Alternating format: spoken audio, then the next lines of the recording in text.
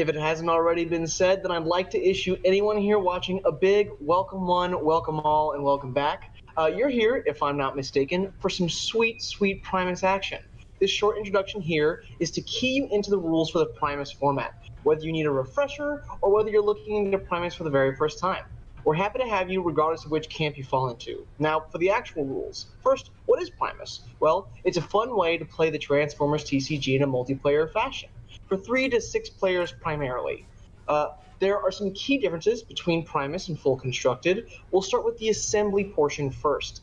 Maybe the biggest deck building change is that you have more stars to put together a team with, 35 to be exact. That's 10 more than normal constructed rules. And your characters can be any faction or combination of factions, just like normal. You can still only play one stratagem for each named character, and only one copy of each uniquely named character.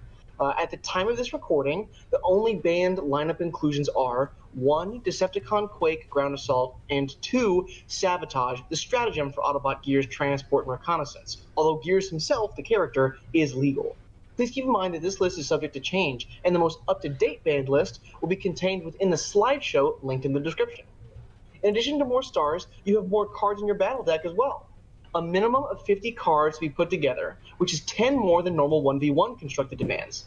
The number of cards isn't the only difference, however, as your deck can only have up to one copy of any single card. That is, of course, not true for 2 specific exceptions, like the cards I have out here.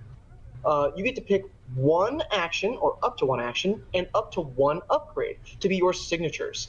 You can play up to 3 copies of each of your signature cards. So a typical battle deck will look like 3 copies of your signature action, 3 copies of your signature upgrade, and 44 unique cards at 1 copy each.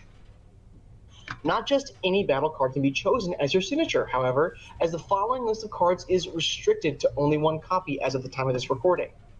Peace Through Tyranny, Security Checkpoint, Press the Advantage, Magnetic Dysfunction Ray, Multi-Mission Gear, Swap Parts, Daring Escape, and any community-generated battle card.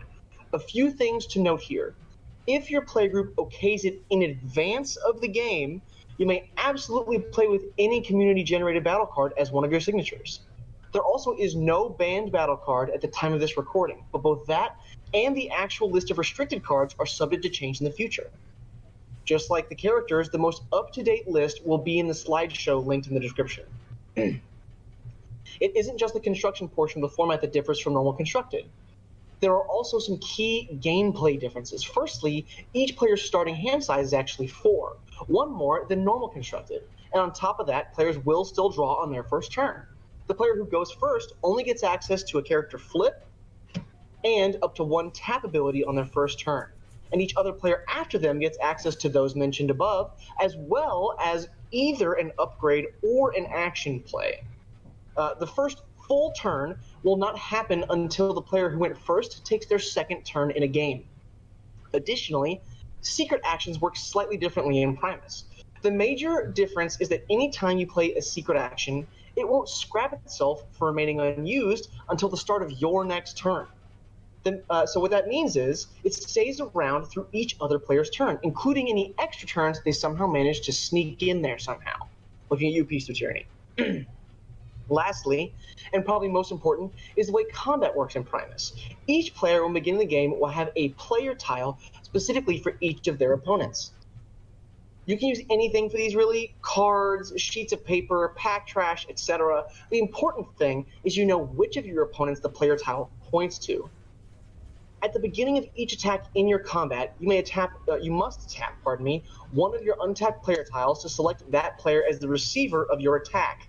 Then you would choose your attacker and tap them as you normally would. Then you would choose the defender as normal from among the selected opponent's characters. Braid and Stealth only apply after you've selected a player to attack. If at the beginning of one of your attacks, all of your player tiles are tapped, you may select any player as the recipient of your attack. If you are the only player with untapped characters during your combat, you will continue attacking one by one until there are no untapped characters remaining.